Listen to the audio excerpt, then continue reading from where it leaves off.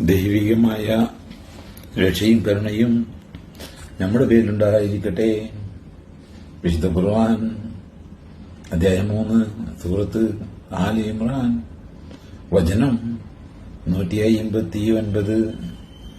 ബിസ്മില്ലാഹിർ റഹ്മാനിർ റഹീം.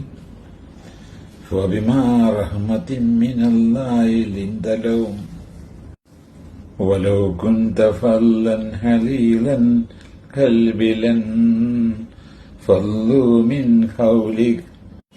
നബിയെ, അല്ലാഹുവിൽ നിന്നുള്ള കാരുണ്യം കൊണ്ടാണ് നീ അവരോട് സൗമ്യമായി പെരുമാറിയത്. നീ ഒരു പരുഷ സ്വഭാവിയും കഠിനഹൃദയനുമായിരുന്നുവെങ്കിൽ നിന്റെ ചുറ്റിൽ നിന്നും അവർ പിരിഞ്ഞുപോയി കളയുമായിരുന്നു.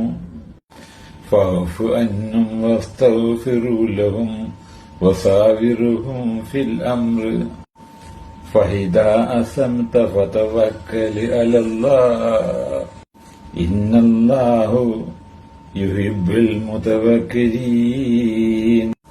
ആകയാൽ നീ അവർക്ക് മാപ്പ് കൊടുക്കുകയും അവർക്ക് വേണ്ടി പാപമോചനം തേടുകയും ചെയ്യുക.